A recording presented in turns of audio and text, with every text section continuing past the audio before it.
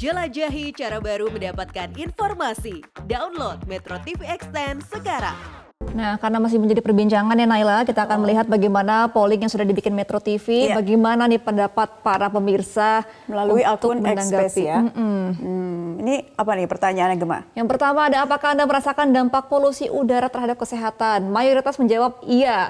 Mungkin ini korban-korban ISPA juga nih Naila. Ya, bahkan sangat banyak ya, 81,8% menjawab ya dan sisanya ada 18,4%. Dan pemirsa, kami masih menunggu partisipasi Anda. Nah, ini ada juga pertanyaan yang kedua. Upaya apa yang sudah Anda lakukan untuk mengurangi paparan polusi? Ternyata paling banyak menjawab memakai masker. Iya, mungkin karena lebih murah juga, mudah dijangkau, mudah digunakan dibandingkan dengan air purifier, konsumsi makanan sehat, dan cuci hidung. Tapi nggak ada salahnya ya empat-empat ini dilakukan ya Naila ya. Nah, nanti kita akan tanyakan ya kepada dokter spesialis paru, gimana nih sebetulnya menyikapi polusi udara yang sudah semakin atau sangat memburuk ini. Dan kami juga mengundang partisipasi Anda tentunya untuk bergabung melalui telepon interaktif. Nah pemirsa, dan saat ini telah bergabung juga bersama kami dokter spesialis paru dari RSUD Persahabatan, Feni Fitriani, untuk membahas lebih lanjut dampak polusi udara terhadap kesehatan masyarakat. Selamat pagi Dokter Feni. Pagi Mbak Naila, Mbak Gema, pagi pemirsa semua. Kabar? Iya pagi dokter, pagi ini kualitas udara di Jakarta urutan ketiga terparah di dunia ya berdasarkan dari IQR. Nah kalau dokter Feni sendiri bagaimana nih melihat dampak polusi udara bagi kesehatan masyarakat? Ya, dampak polusi udara yang jangka pendek ini sudah mulai kita rasakan ya. Tadi di polling dari Metro TV hampir 80% lebih merasakan ada keluhan di saluran napas, baik itu batuk, pileknya, rasa tidak nyaman di tenggorokan itu sudah banyak dirasakan oleh masyarakat. Dan tadi juga sudah disampaikan di tempat kami bekerja di Rumah Sakit Umum Pusat Persahabatan, terdapat juga peningkatan angka kunjungan pasien dengan keluhan ISPA dan pneumonia ke poliklinik. Artinya ke poliklinik ini mungkin dengan keluhan ringan dan sedang yang meningkat 20-30% dibanding tahun sebelumnya pada kurun waktu yang sama. Jadi secara subjektif dan objektif kita bisa lihat memang ada peningkatan seperti itu. Oke, Dokter Feni, ini untuk efeknya ini kan memang ISPA ya. Nah tapi untuk jangka panjangnya, jika kita terus-terusan menghirup udara seperti ini, apa dampaknya kepada kesehatan manusia, Dokter Feni? Oke, jangka panjangnya cukup banyak ya Mbak Naila, Mbak Gema. Mulai dari kejadian ISPA berulang itu tentu akan mengganggu fungsi paru. Akan mengganggu fungsi paru secara keseluruhan, meningkatkan risiko terjadinya asma pada anak-anak atau serangan asma yang berkelanjutan pada orang-orang yang sudah punya penyakit asma, risiko penyakit paru obstruktif kronik yang akibat pajanan polusi terus-menerus itu juga akan makin meningkat, termasuk penyakit-penyakit infeksi seperti pneumonia, tuberkulosis yang juga masih jadi masalah loh di negara kita, itu juga akan makin meningkat. Dan ada hubungannya juga polusi ini dengan risiko kanker paru. Jadi untuk masalah kesehatan paru, banyak penyakit yang berkaitan dengan konsekuensi apabila terkena pajanan polusi dalam waktu yang cukup lama, bertahun-tahun seperti itu. Dalam jangka panjangnya ini patut diwaspadai begitu ya dokter, dari ISPA penyebab lanjutannya bisa kanker atau bahkan kematian. Nah dokter Feni, ini juga ada yang bergabung bersama kami pemirsa setia Metro TV dan juga yang bergabung melalui akun Xspace ya. Sudah ada Adi, selamat pagi Adi. Halo, selamat pagi. Ya, Adi, apa yang ingin disampaikan terkait tema polusi udara hari ini? Apa yang Adi rasakan? Kalau yang saya rasakan sih pastinya ada sedikit gangguan di pernafasan ya, kayak batuk-batuk kecil tapi jangkanya panjang gitu. Sama kalau di anak-anak tuh sekolah pasti ada aja yang anak-anak yang mungkin ada sakit tenggorokan atau batuk-batuk. Dan itu hampir kalau setiap posisi anak Bang Adi sendiri sekarang di mana? Saya di Tangsel, tapi kantor ke Jakarta gitu. Iya, Tangsel menjadi wilayah yang terdapat cukup parah juga gitu ya. Nah, Bang Adi, ada juga nggak yang ingin ditanyakan ke dokter Feni nih, dokter spesialis paru? Ya kira-kira penanganan yang paling cepat bisa kita lakukan untuk ini ya, terutama untuk anak-anak sih kalau saya concernnya ya. Untuk anak-anak ya, karena anak dari Bang Adi sendiri lagi kena batuk pilek atau seperti apa nih? Ya karena lingkungan di sekolah anak saya sih sebenarnya. Anak saya sih belum terlalu ada masalah batuk pileknya, cuma ya namanya kami orang tua khawatir gitu. Iya, baik. Terima kasih Bang Adi sudah bergabung bersama kami melalui X-Space Metro TV. Kita langsung tanyakan kepada Dr. Feni. Dr. Feni, tadi ungkapan dari Bang Adi nih Dr. Feni. Apa yang ingin Dr. Feni tanggapi? Silakan. Iya, langkah cepatnya untuk menanggulangi polusi udara ini, Dr. Feni, bagaimana? Langkah cepat ya, sebenarnya kan polusi udara ini masalah yang sudah terjadi bertahun-tahun dan juga tidak bisa diselesaikan dalam waktu cepat. Tapi kalau untuk menghindari keluhan pernapasan tadi, ada mungkin beberapa langkah yang bisa kita lakukan. Pertama yang paling ideal adalah menghindari pajanan polusi. Nah itu memang tidak mudah, tidak selalu bisa kita lakukan. Nah tadi untuk menanggapi pertanyaannya Mas Adi, untuk anak-anak relatif susah juga diatur untuk bermain di luar atau bermain bersama teman-teman. Nah itu memang kalau pada kondisi udara yang tidak baik atau di atas 150 tidak dianjurkan untuk main di luar luar ruangan. Kemudian balik lagi daya tahan anaknya harus diperkuat dengan imunisasi yang lengkap, istirahat yang cukup, makanan yang bergizi sehingga daya tahan tubuh si anak tetap optimal meskipun polusi udara di luar sana itu cukup mengganggu ya. Nah, apabila memang sudah mulai dirasakan ada keluhan batuk, pilek, nggak nyaman, itu sebaiknya dibawa ke dokter supaya bisa diobati, diantisipasi secepat mungkin. Jadi anaknya tidak sakit berlarut-larut. Dan satu hal juga, para orang tua nih yang masih punya kebiasaan merokok, sebaiknya juga menghentikan kebiasaan itu karena asap rokok pun juga menambah pengaruh kepada kesehatan pernapasan anak-anak kita.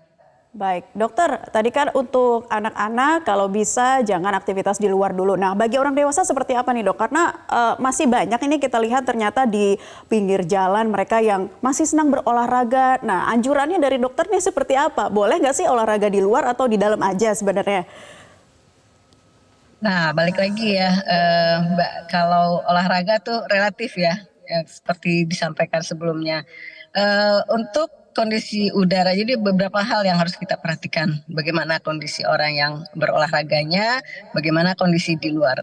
Kalau orang yang berolahraganya memang dewasa muda yang sehat, artinya dia bukan kelompok rentan, yang perlu diperhatikan adalah bagaimana kondisi polusi udara di luar. Kalau sudah di atas 150, yang artinya warna merah, itu ya tidak dianjurkan dulu untuk beraktivitas fisik, apalagi olahraga di tempat-tempat yang memang kadar polusi udaranya sedang tinggi-tingginya. Nah, apalagi kalau yang kelompok rentan ya, ada penyakit asma misalnya, penyakit PPOK mau berada di luar, tentu melihat ambang batas polusi udara harus lebih ketat lagi, 150 menjelang 150 aja itu sudah tidak aman buat orang yang punya penyakit penyerta seperti asma atau PPOK. Dan juga lamanya berolahraga di luar juga diperhatikan. Jadi masih bisa, tapi dengan memperhatikan kondisi diri, sehat apa tidak, ada komorbid apa tidak, bagaimana polusi udara di luar sana, apakah masih aman buat orang-orang atau sudah berbahaya. Kok berbahaya, jangankan berolahraga, beraktivitas biasa di luar ruangan pun kita tidak anjurkan. Dan menggunakan masker, sekarang ini banyak berkembang ya masker-masker yang tidak hanya sifatnya masker bedah, tapi juga masker yang punya pelindungan filter untuk PM2,5. PM2,5 ini kan yang sangat bisa mempengaruhi masuk ke saluran napas kita, bahkan sampai masuk ke pembuluh darah, mengganggu sistem tubuh secara keseluruhan. Itulah yang PM2,5 ini yang bisa menyebabkan risiko stroke, penyakit kardiovaskuler, selain kerusakan paru tentunya. Baik, Dokter Feni, ini juga sudah ada penelpon dari pemirsa Metro TV yang juga ingin mencurahkan isi hatinya mengenai polusi udara. Sudah ada Ibu Ong dari Pejaten. Selamat pagi Ibu Ong. pagi, Ananda. Assalamualaikum warahmatullahi wabarakatuh.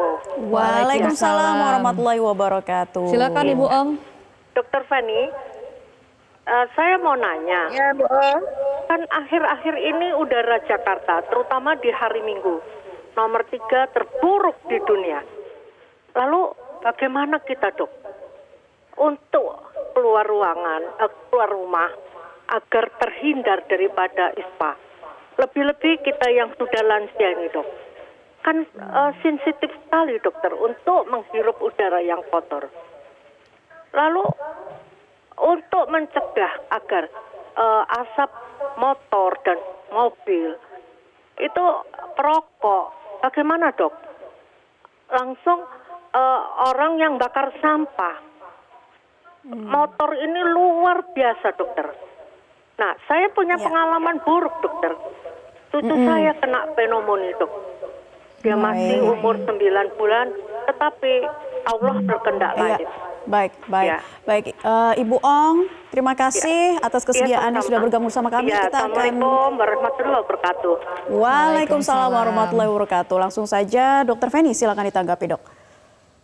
Ya, tadi Ibu Ong cerita ya, meskipun hari Minggu yang artinya relatif orang tidak banyak keluar rumah, ternyata polusi udara juga masih tinggi. Nah, ini membuktikan bahwa sumber polusi udara itu tidak tunggal.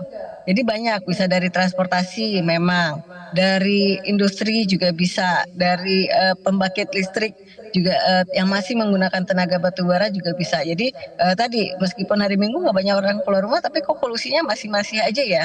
Nah, untuk mengatasinya tentu semua faktor yang menyebabkan polusi udara itu juga harus dikurangi. Dikuranginya itu peran dari semua pihak ya, Mbak. Nah, untuk tadi ternyata bagaimana saat polusi udara yang luar biasa tidak bisa kita tangani. Baik lagi kalau memang keluar rumah maka masker itu perlindungan terhadap partikel-partikel, yaitu yang mudah dan sudah terbiasa kita lakukan karena waktu pandemi COVID kita semua sudah terbiasa menggunakan masker. Jadi kalau memang harus keluar rumah gunakan masker dan lihat juga bagaimana kadar polusi udara di tempat yang akan kita kunjungi atau pada saat kita akan keluar rumah. Kalau pada lansia yang masuk kelompok rentan, apabila kadar polusi udaranya itu menjelang 150 atau 150 ke bawah itu sudah tidak sehat buat lansia. Jadi sebaiknya menunda dulu keluar rumah kalau tidak penting-penting banget. Kalau sangat penting ya gunakan masker tentunya dan benar-benar membatasi waktu berada di luar rumah. Nah, selain kita menghindari, daya tahan tubuh juga harus diperkuat. Mungkin kalau untuk lansia ya Bu Ong dengan melakukan imunisasi, vaksinasi terhadap pneumonia itu bisa jadi salah satu cara untuk mencegah. Kemudian kalau ada penyakit penyerta itu dikontrol dengan baik ke dokter sehingga penyakit komorbidnya itu tidak jadi masalah ganda nanti kalau memang terjadi polusi udara yang berkepanjangan. Nah, untuk masalah dari luar. Nah, misalnya di sekitar rumah itu banyak kendaraan yang lewat, rumahnya di pinggir jalan. Nah, untuk polusi di dalam udara di dalam ruangan juga perlu jadi perhatian. Harus memperhatikan bagaimana sirkulasi di dalam rumah. Kalau memang dekat dengan jalan yang berpolusi, sebaiknya tidak membuka jendela lebar sehingga polusi udara di luar juga masuk ke dalam rumah. Baik. Kemudian bila memungkinkan atur sedemikian rupa aliran udara di rumah, dan bila memungkinkan menggunakan air purifier juga ada manfaatnya dengan memperhatikan filternya, ukuran air purifier untuk ruangan yang akan digunakan. Kemudian polusi udara di dalam ruangan, jadi kita sibuk di luar ruangan, dalam ruangannya juga harus diperhatikan. Termasuk tadi misalnya membakar obat nyamuk, merokok di dalam rumah itu juga sebaiknya tidak dilakukan. Nah, kalau di luar kan yang sering jadi masalah juga bakar-bakar sampah ya, Mbak Nela, Mbak Emma, itu harus semua sama-sama paham, sama-sama mengerti bahwa membakar sampah itu akan mengganggu banyak orang, apalagi di tengah polusi yang sangat tidak sehat buat kita semua. Kalau masih ada yang bandel, kita tegur aja tuh mereka yang berani bakar sampah di tengah kondisi panggil polusi Pak RT udara ya, yang seperti pidana ini. ya, sebenarnya harusnya ya. Betul. Baik, terima kasih Dokter Feni Jangan berantem Fitriani nanti lewat atas RT, informasinya, bisa atas dikomunikasikan. arahannya, dan juga atas semangatnya ya untuk kita tetap menjaga daya tahan tubuh di tengah kondisi polusi udara yang semakin mengancam saat ini. Terima kasih Dokter Feni Fitriani, dokter spesialis paru sudah bergabung di kesempatan Selamat Pagi Indonesia.